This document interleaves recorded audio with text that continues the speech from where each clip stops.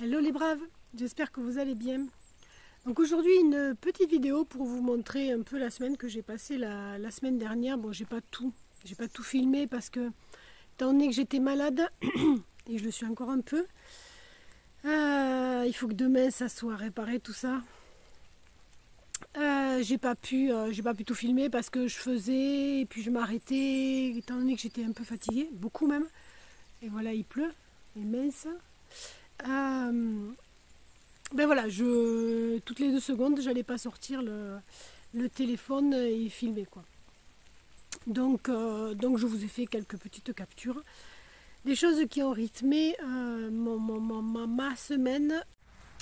Donc il y a eu pas mal de petites choses de faites à chaque fois. Enfin, dès que j'ai pu ressortir, j'ai été faire des choses sur le jardin. Donc j'ai été faire quelques trous, j'ai été enlever tous les poteaux que j'avais mis autour de l'ancienne yourte, là où il n'y a plus que le plancher qui est couvert maintenant parce qu'ils étaient mal placés. Je les avais placés beaucoup trop loin du plancher. Et donc je les remettrai plus tard quand peut-être bien d'ici février, parce qu'il faut que je le mette quand c'est bien mou, tant qu'à faire. Je le remettrai donc plus tard. Et puis voilà, donc je fais pas mal de choses, hein. Enfin pas mal de choses. C'est pas non plus comme si j'avais pas été malade. Mais voilà, des petites choses à l'intérieur, comme vous allez voir, et des petites choses à l'extérieur. Tiens, ben, je vais vous en montrer une là, je suis juste sur une. Voilà, en fait j'ai commencé, parce que c'est assez rigolo, parce que ça, cet endroit là, pour moi, c'est l'entrée en fait. C'est pas l'entrée de mon terrain, hein, c'est l'entrée du terrain de la maison, entre guillemets. Hop, voilà. Et les gens, alors ça c'est rigolo en fait, parce que j'ai mis ça pour simuler un portillon. Et les gens, en fait, au lieu de passer là, comme en fait, pour moi c'est l'entrée, parce que je sors et je rentre tout le temps par là, puisque c'est la porte d'entrée normalement, elle est de ce côté. Oula. La porte d'entrée normalement est de ce côté de la maison. Et les gens, eux, quand ils arrivent, hop, sur le chemin, ils passent, et ils vont là. En fait, donc ils font tout le tour de la maison, et ils arrivent à côté de la terrasse couverte, qui n'est pas l'entrée de la maison, hein, puisque l'entrée de la maison, hop, il faut encore aller jusque là. Donc j'ai décidé de beaucoup mieux matérialiser la chose. Après, ça fait un moment hein, que je devais le faire, donc voilà, pour l'instant je mets, alors ça, ne vous inquiétez pas, c'est une bâche, mais c'est du coton. Donc voilà, le coton c'est quelque chose de totalement naturel. Donc voilà, je ne vais pas y mettre la bâche. Ça c'est la bâche de l'ancienne bâche de la yourte. En fait, elle était comme ça au départ, c'est coton 100%. Alors que l'autre, ce que je ne mettrai pas sur le sol, elle est moitié coton, moitié poli, je sais pas quoi. Donc c'est l'autre qui était verte et marron, je ne la mettrai jamais sur le sol. Celle-là, oui, c'est exactement comme ceux qu'on achète pour mettre sur le sol, là, sauf que le voile tissé. Sauf que c'est beaucoup plus épais, quoi. Donc voilà. Et là, j'y mets donc... pardon. Et donc là, je vais y déverser des petits cailloux. Et après du sable, parce que sinon on ne peut pas y passer. Et je vais continuer là-bas, bien évidemment. Hein, c'est pas juste un petit endroit. Et là, c'est pareil, en fait. Hein, je vais le faire. Après, est-ce que je trouverai de quoi le faire? Parce que je n'en ai pas non plus 50. Hein, une yourte, c'est un métrage défini. Donc à voir, mais si je peux, ben voilà, je vais le mettre où je trouverai autre chose. Hein, y a pas... Après, c'est pour m'éviter d'acheter trop de voiles tissées ben voilà, parce que j'ai ça et qu'il faut que je le passe et pour m'éviter d'acheter du voile tissé.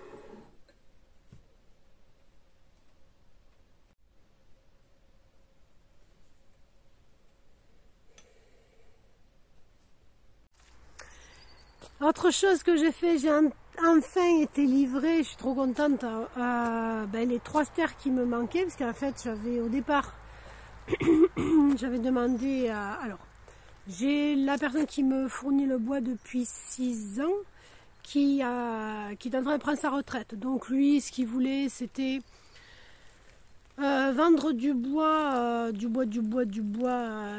sur à peu près 10 stères. Et je lui ai dit, moi ça me dérange pas, mais pas de 35 cm, comme moi il me le faut. Donc ça le faisait chier en fait, hein, je pense, de venir chez des particuliers. Il veut vraiment vendre des trucs, voilà, pour moi se prendre la tête. Et je comprends, hein, je le comprends très bien. Donc il m'a donné le contact d'une personne qui fait ça à la main, qui a eu pas mal de soucis, etc. Parce qu'il a perdu ses engins de production, enfin je sais pas pourquoi, enfin j'en sais rien. Donc voilà, le fait que j'ai du mal à voir les gens qui sont dans la panade, donc du coup j'ai accepté d'appeler ce gars qui fait ça à la main. Et plutôt qu'à la grosse machine comme le faisait l'ancien, celui qui me le faisait. Donc je l'ai appelé, on devait être mi-juillet, oui, parce qu'en fait au mois de juin, on me l'a dit, moi j'ai attendu jusqu'à mi-juillet pour aller trouver quelqu'un d'autre, enfin pour téléphoner à ce gars. En juillet, il m'a dit c'est ok, je serai là en septembre, donc pas 6 stères mais 5 stères, donc il m'a dit ok, c'est pas grave. Hein. Et puis en septembre, je ne le vois pas venir, donc je l'appelle, il me dit ah mais non, en octobre. En octobre, je ne le vois pas venir, et il commence à pleuvoir. Donc je commence à stresser moi. Et donc il me dit, un jour il m'appelle en novembre, et il me dit voilà, je suis prêt. Et je crois que je vous l'ai déjà dit ça. Et moi je dis, moi non. Moi je suis pas prête. Enfin je suis pas prête, si je suis prête, mais c'est le chemin qui est pas prêt. Parce que vous ne pourrez pas passer. Donc il m'a livré la première en décembre. Donc 2 stères en décembre. Et là il vient de me livrer les 3 stères manquantes. Donc celui livré en décembre, il était humide.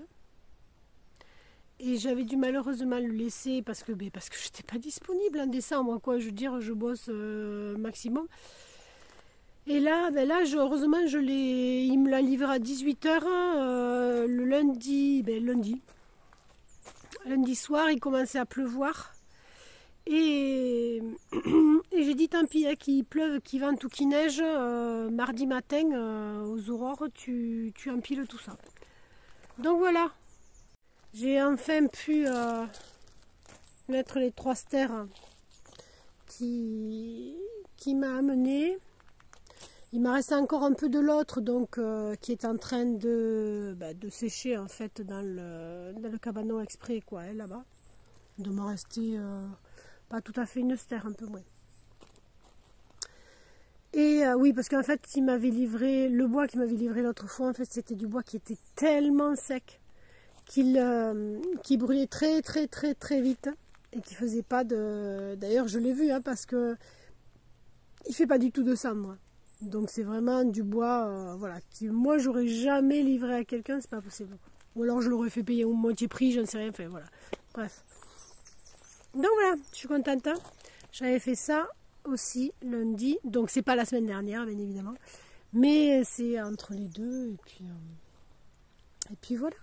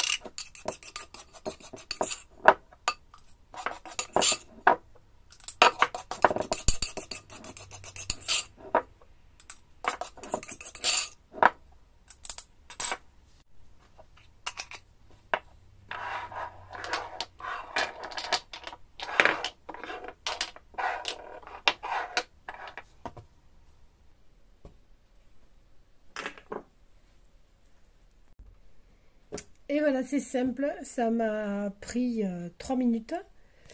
Et donc j'en ai fait pour... Alors pourquoi je ne remplis pas le pot? Tout simplement parce que on va tremper, on va mettre de l'eau sur la brosse, on va tremper la brosse humide dedans. Et comme c'est de l'argile, j'aimais qu'elle reste comme ça, quoi, en poudre. Et pas qu'elle devienne comment dire, en pâte, voilà. C'est d'ailleurs pour ça que moi je ne la fais pas en pâte, hein, mon dentifrice, tout simplement parce que j'aime pas et que j'ai eu une très mauvaise expérience. Donc là j'en ai pour, alors là je sais, j'ai pas encore regardé, mais j'en ai au moins pour 3 mois, voilà. Donc ça m'a pris 10 cuillères d'argile blanche ventilée, 10 cuillères à soupe, pardon, 2 cuillères à soupe de bicarbonate et comment dire, quelque chose qui donne un goût. Donc moi c'est de l'anis, j'ai mis 2 cuillères à café d'anis, voilà, de l'anis en poudre, voilà, comme ça vous n'avez pas plein les dents. Autre chose aussi que j'aurais dû faire depuis longtemps et que j'avais pas réussi à faire. Alors ça me prenait vraiment le chou, parce que ça me prenait vraiment la tête. Mais parce qu'on est en présence d'êtres vivants, donc voilà, hein, quand on a des êtres vivants à s'occuper, il faut faire les choses comme il faut.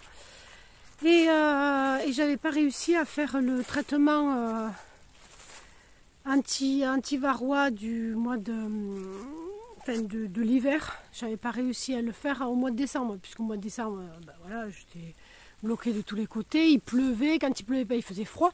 Donc à un moment donné, on peut pas ouvrir, même ne serait-ce que juste pour mettre le traitement par dégouttement rapidement, on peut pas se le permettre, quoi. On va pas ouvrir une ruche comme ça.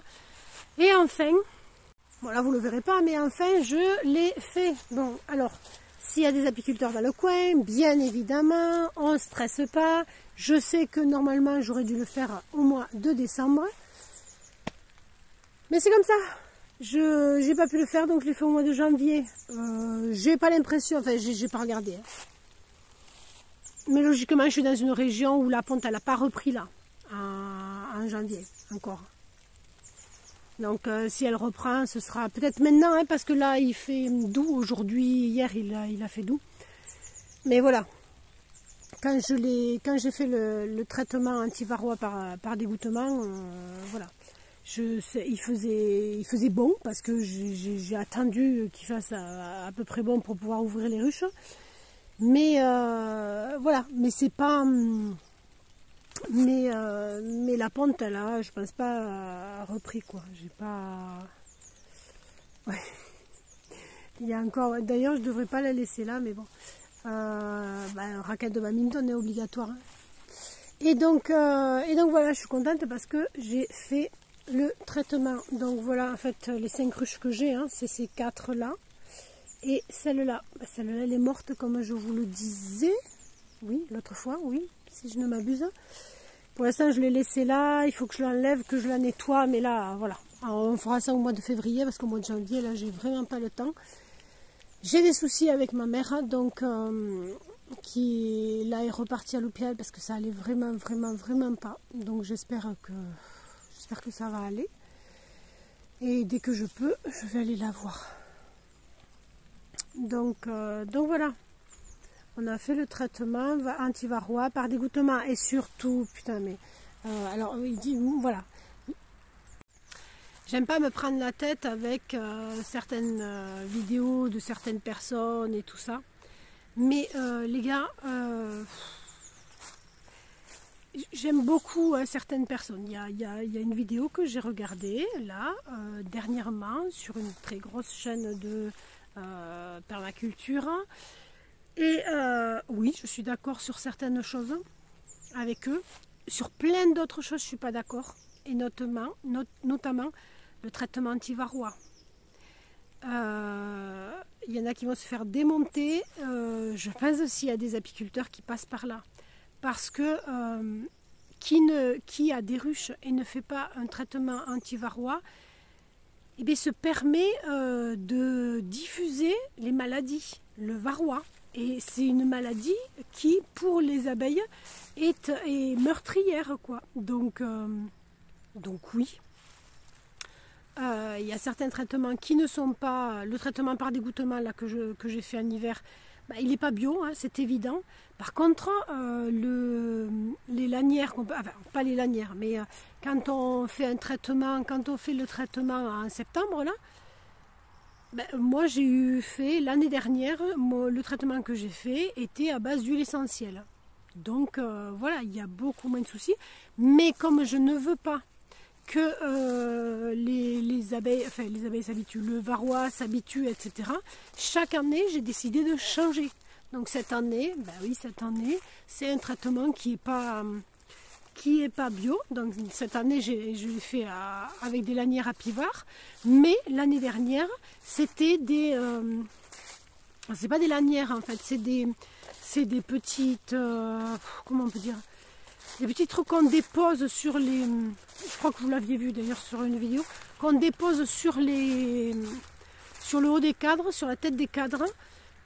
Qui s'appelle Happy Life Var. Donc pas Happy Var.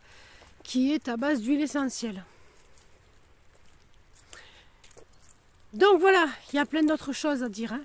Mais s'il y en a qui ont adoré cette vidéo, je vais m'en prendre plein les dents et c'est pas grave. C'est pas grave parce que chacun a le droit de s'exprimer. Moi, pour l'instant, j'essaye de, comment dire, d'apprendre. J'apprends. Donc je suis dans un rucher école. Donc oui, dans les ruchers écoles, c'est un peu comme les agriculteurs. On nous apprend à faire des trucs qui ne sont pas forcément bio. Sachant que la personne, l'animatrice du rucher école qu'on a, elle est quand même assez sensibilisée à ce genre de choses. Voilà. Donc, pour l'instant, j'apprends et j'estime que tant que je ne sais pas, tant que je n'ai pas assez appris, puisque ça fait 3 ans que je suis dans ce rucher école, tant que je n'ai pas assez appris, je ne peux pas me permettre en fait de donner mon opinion sur ce que font les autres. Les autres font ce qu'ils veulent. Mais c'est difficile en fait des fois d'entendre ou de lire des commentaires de gens qui vont dire ah ouais, ce que vous faites c'est génial, c'est des tueurs les apiculteurs. Non, enfin, à un moment donné, et peut-être il y a des apiculteurs qui font pas bien leur métier, etc. J'ai lu dans les commentaires des gens, je crois que c'est dans les commentaires, oui, qui disaient que les apiculteurs prenaient tout le miel des abeilles et qui ne leur laissaient rien. Mais comment vous dire que c'est pas possible en fait, ou alors ça se fait dans d'autres pays, j'en sais rien. Mais dans la mesure où, et en général, les apiculteurs travaillent avec des ruches dedans, donc c'est comme ça se passe. Les ruches varées en fait c'est pas tout à fait pareil puisqu'en fait le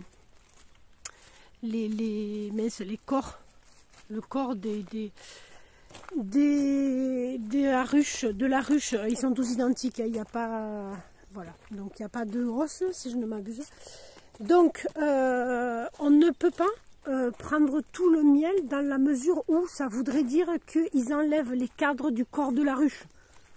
C'est pas possible en fait. Ou alors ils enlèvent les cadres du corps de la ruche et je sais pas comment ils font pour tirer le miel parce que tout simplement dans les machines qu'on a pour extraire le miel, c'est des machines qui sont faites pour les cadres de os, pas pour les cadres de corps. Donc voilà, il y avait plein de choses. J'ai mis juste un petit commentaire en disant que merci pour pour cette vidéo, mais il y aurait tant à dire concernant cette vidéo justement. Parce que ça m'embête en fait qu'on jette l'opprobre tout le temps, sur des choses. Alors je ne veux pas dire que les gens ne connaissent pas, hein, parce que je sais très bien que Bernard Bertrand, il connaît son sujet, sauf que lui, il a dans sa tête une certaine façon de penser.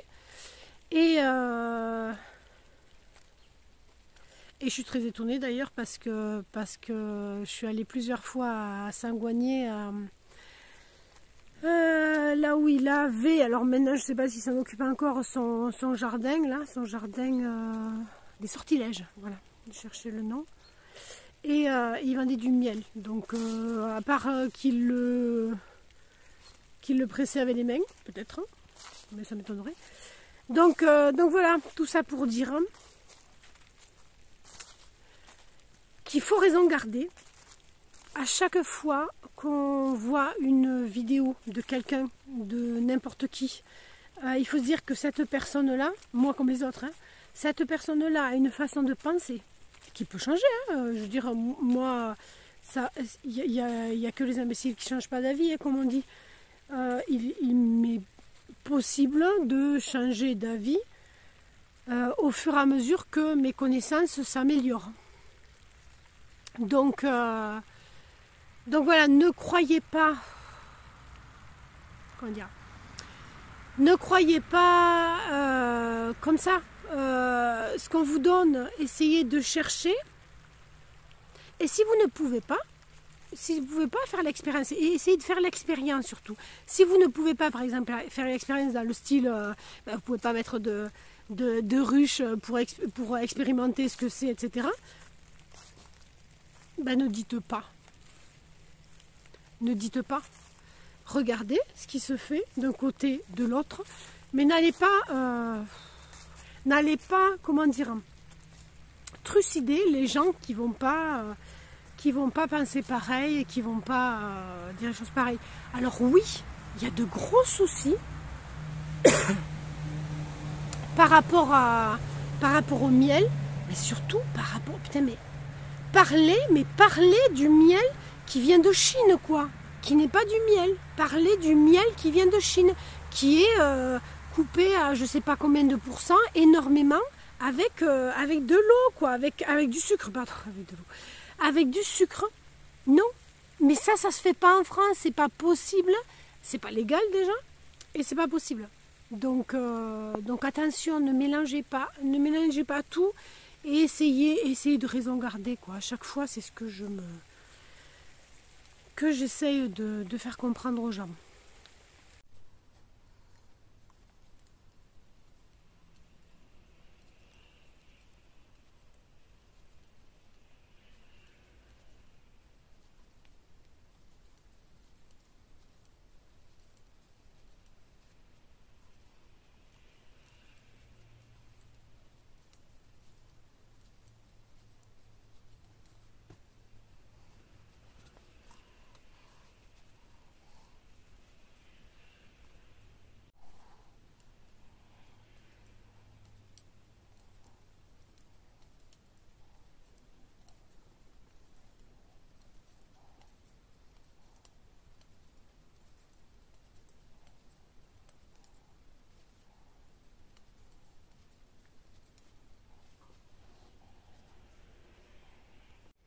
Voilà, pendant ma semaine de maladie, eh bien, j'ai fait un cardigan quasiment entier. Donc là, j'ai fait le dos, les deux côtés, une manche en entier.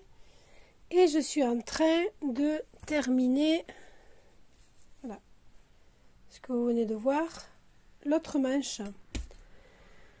Donc voilà, il ne me restera plus qu'à coudre tout ça, à monter le bord. Et puis j'aurai terminé. Donc elle aura quand même été fructueuse cette semaine. Voilà, j'espère que cette vidéo vous aura plu. Je vous souhaite une merveilleuse journée à toutes et à tous. Et je vous dis à très bientôt dans une prochaine vidéo. Et n'hésitez pas à liker la vidéo si elle vous a plu. N'hésitez pas à vous abonner. N'hésitez pas à activer la cloche. Et puis voilà, à partager la vidéo. Je vous souhaite une merveilleuse journée. Bye bye.